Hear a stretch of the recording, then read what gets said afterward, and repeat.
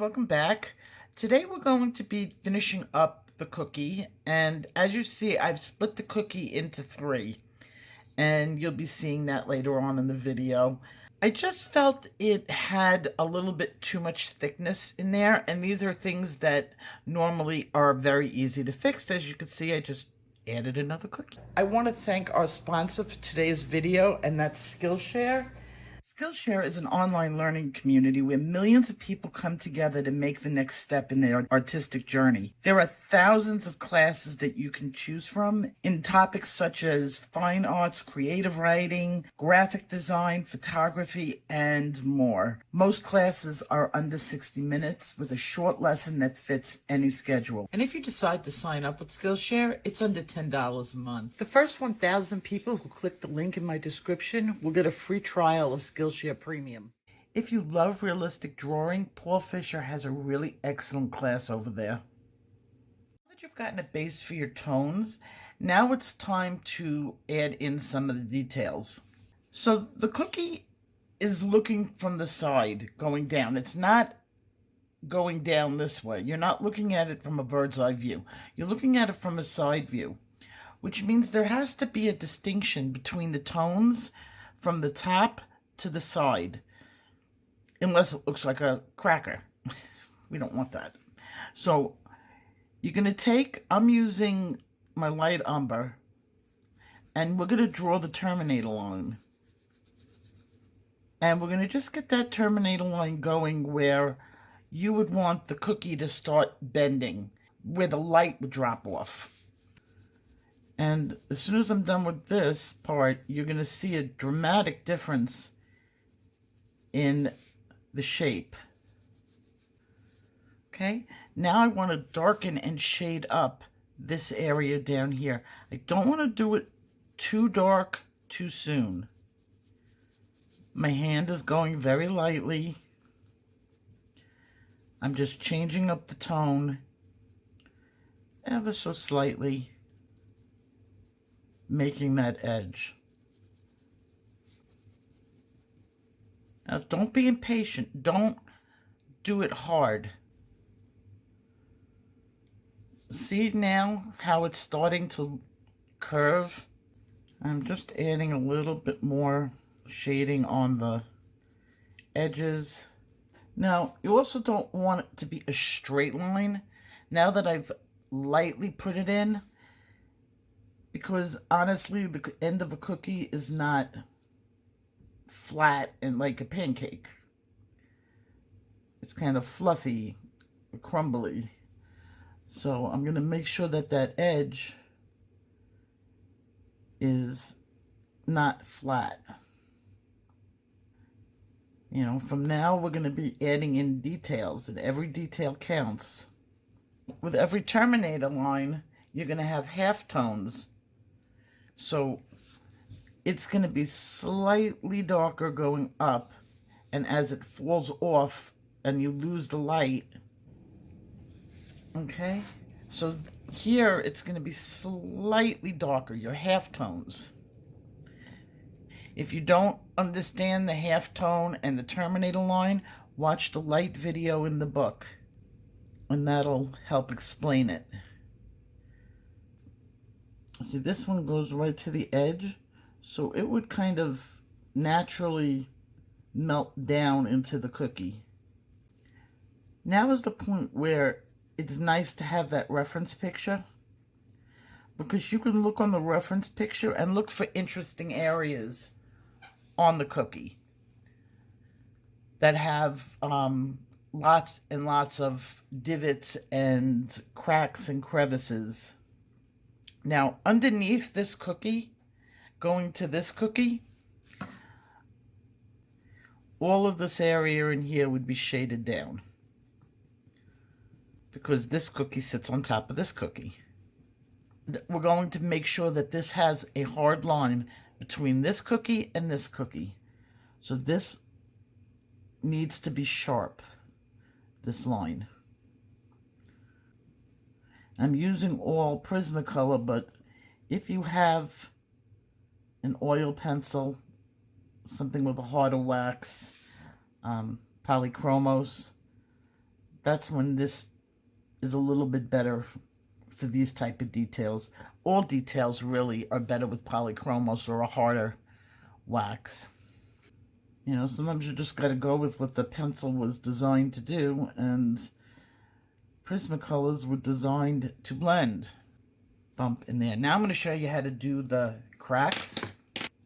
On this picture, I'm going to blend up everything that I have on here.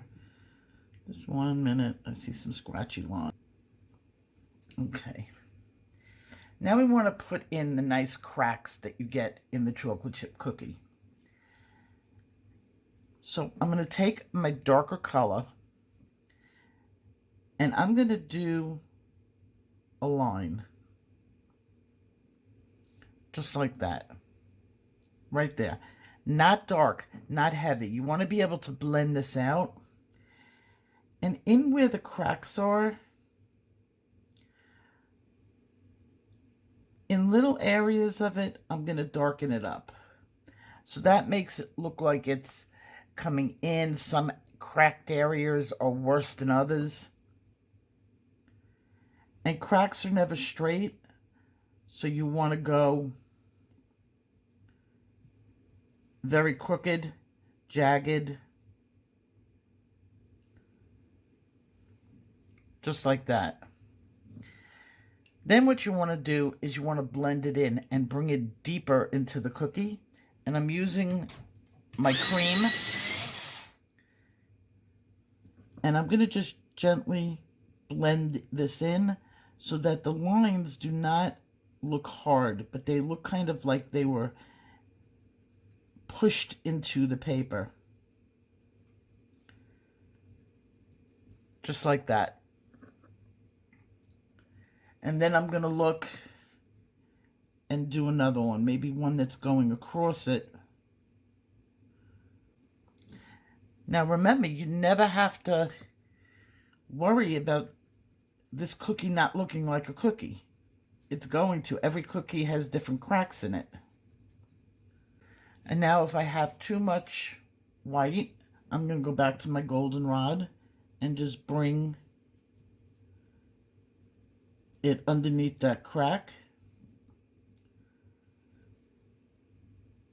Color in some of the darker areas that I want to look like they're deeper. Now, what is this good for?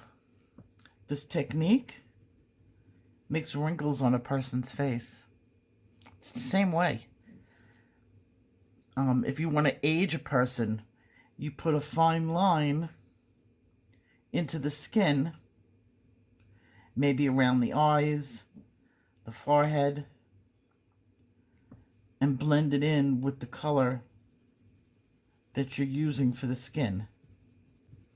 That's why doing older people is not that hard in comparison of having to get young people's skin perfect, because you can really screw up a baby, making it look a little bit like weird by adding a wrinkle in his smooth, plump skin, just by a wayward mark of your pencil. Everybody's done it. Every artist who has done a baby the first couple times before you get your abilities going. And sometimes it doesn't fix with an eraser, which is really sucks, because sometimes the eraser just makes it worse. Now on the chocolate chips, this one's buried with a little bit of cookie over it. So I'm going to just add a little brown to where that highlight is. Now the only thing that's ultrally highlighted on these cookies is the chocolate chip, because there is a little bit of a shine on good chocolate. Now I had a couple of people who wrote to me, they were a little frustrated with the bow. The bow that we did last week has a really long, ugly stage. And if you don't understand what the ugly stage is, you will. It's when a picture isn't completely done and the effect isn't out in it yet. So you have your picture and you're working on it, and every artist experiences. They look at it and go, oh my God, this is just not working out. I don't know why. It just doesn't look right. And that's usually at the point where in like 5 minutes, your texture or your effect will start coming out in the picture. Just hang in there. Finish it. That's all I could say is, if you have taken the time to do it, take your time till the end. Now, not every picture comes out perfect, and they end up on the scrap heap. Everybody has that. But it's less likely to end up on the scrap heap if you finish it. You might not like it, you might love it at the end. There's been plenty of pictures that I have put down for months. And then I just pick it up again, and all of a sudden, the magic happens. So now we're going to start adding in some of the shadows. And I'm using a French gray because French gray has brown in it and will match up with the cookie. If I had used a blue gray or a cool gray, it would have looked funny. If you don't have French gray specifically, you can use warm gray. I'm still using a light hand. I'm not burnishing the paper. I got plenty of tooth on here, and this is inexpensive paper. All this is time and patience. This is the slowest medium that there is. And there's no race. Now, if you noticed, I divided this and this. I thought that this was a little bit too thick. So I divided it, which is not difficult. All it was is putting in a line. The more shadows you put in, the more alive it becomes, more real. At this point, I'm thinking to myself, I want to stretch those tones out. I want to make sure that my hard lines are hard, that they're not blurring.